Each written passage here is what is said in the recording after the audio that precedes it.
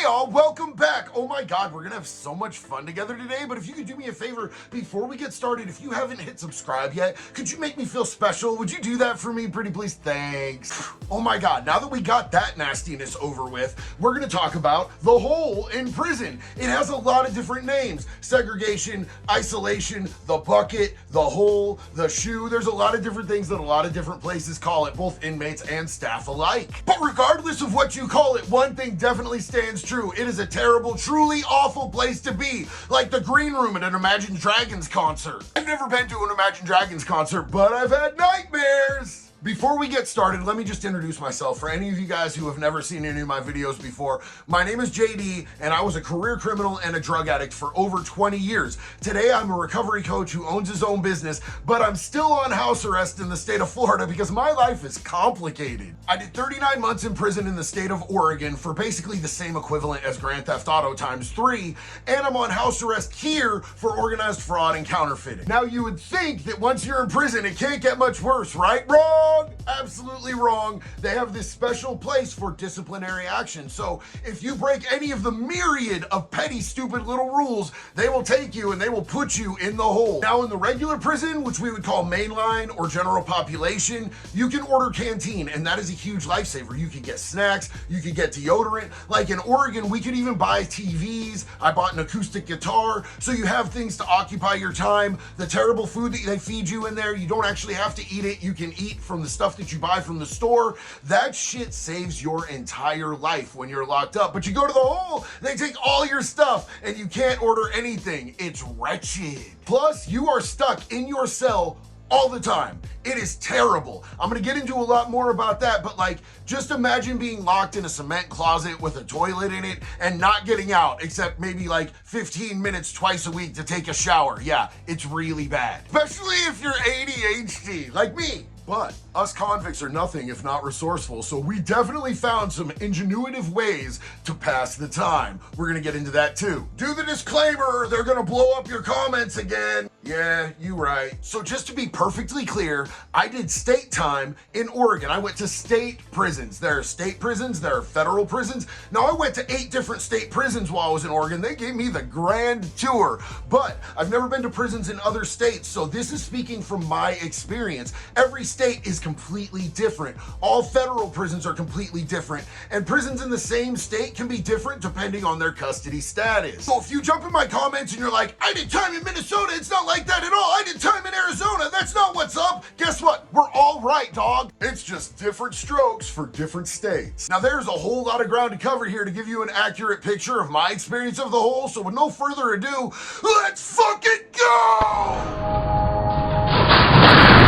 So look, every prison has its own set of rules, right? And there'll be some that are like felonies, some that are misdemeanors if you break, just like the laws on the street. And you get court. It's a stupid little court. It's actually just a review where a CO who's friends with the same CO that wrote you up goes in and says, are you lying or is the CO lying? Yeah, I guess you're going to the hole. Instead of getting like a police report, you get an MR or a DR. An MR is a misconduct report. A DR is a discipline report. Now look, I've had at least a dozen of these things, and I've won one ever. And I'm surprised that I won that, even though I got that slick ass mouthpiece and I can find the technicality, baby boy. If there's a way out of that shit, I'm gonna find my way out of it, but there's no jury trial. There's no like preponderance of evidence or reasonable doubt. All of it is just this cop looking at you and saying, yeah, fuck you, I believe that cop over you. If you get that write-up, you better pack your trunk and put whatever you need up inside you to take to the hole. This one time, the hearings cop, him and his wife both worked at the institution that I was at,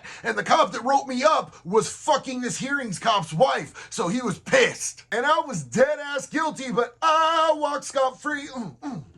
I walked scot-free. I rubbed it right up in that dude's face every chance I got. Yeah, I know how bad that dance was. I'm sorry. Every hole that I've been to allows you to have the 3 B's: a blanket, a bar of soap, and the Bible, and none of them bitches is fun. Depending on where you're at, sometimes when you're in the hole, you'll have a celly. Sometimes you'll be all by your onesie. Now look, it's a lot easier to stay entertained if you have someone in the cell that you can talk to all day long. But a lot of guys like to take little mini vacations. They'll get violations on purpose so they can go to the hole and just do this for like a week or so. You can't do that if you're locked in there with another dude all day long. In general population, you get called out of your cell for like yard, chow hall 3 times a day, showers a couple times a week, different call outs for medical and shit like that. So there's times where you're alone and you can handle your business. You can knuckleball it if you know what I mean. But in the hole, you really only get out of your cell like 3 times a week tops for showers. But when they take you out for a shower, they take you out cuffed behind your back on a leash from your cell to the shower. Now, a lot of the times these doors will have bars, so it's pretty easy,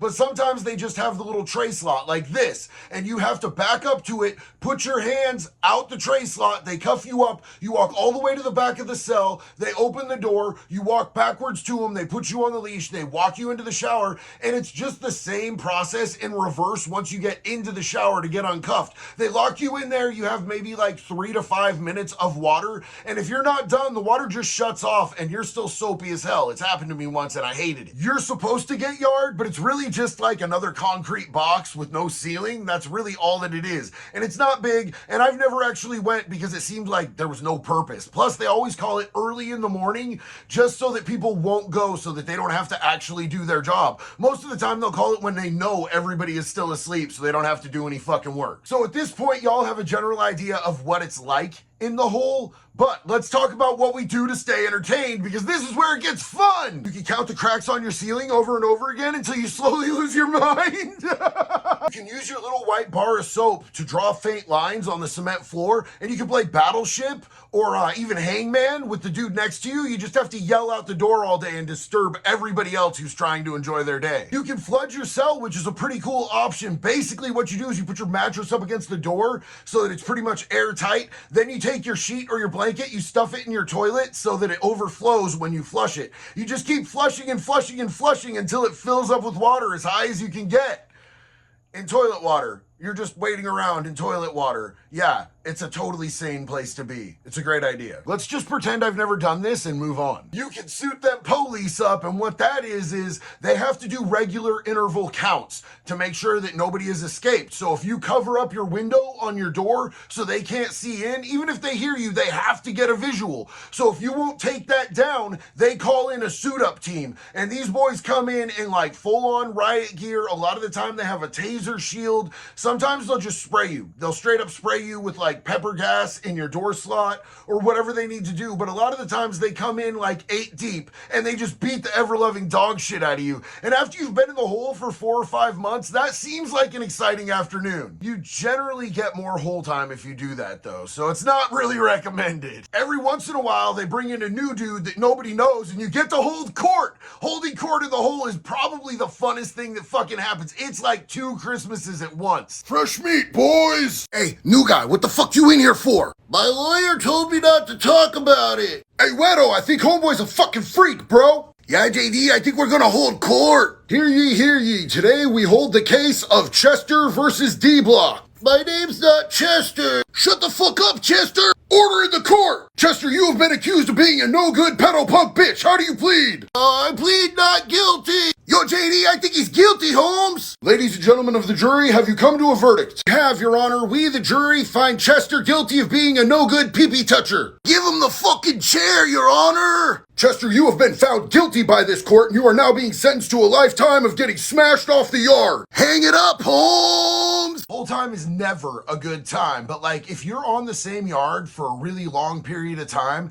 any type of change, any type of life shift can feel like it's some sort of a retreat. It's kind of fucked up that you would put yourself in a worse position just to get some sort of change, but a lot of guys go and do that. Personally, for me, the absolute boredom factor being ADHD drives me out of my mind. Like, I left little pieces of my brain in every hole that I've done time in. I honestly don't believe that it's a humane way to treat human beings. I think that should be should be reserved for things that aren't human beings, like pedophiles and rapists or baby killers, that type of thing. And that's pretty much what PC is in a lot of places. Just absolute segregation on your own, like for your safety. And I know that that is absolutely cruel and inhumane. So it makes me happy in my little black heart. Anyways, as always, I really appreciate you guys rocking out with me tonight, man. I have fun doing these videos. I have fun hearing your comments, your video suggestions, man. Please like this video. Please subscribe. I noticed that from my analytics, Jessica Kent pointed out to me that like a bunch of my return viewers haven't subscribed yet. It takes 1 second. Hit that button for me. I would really appreciate it.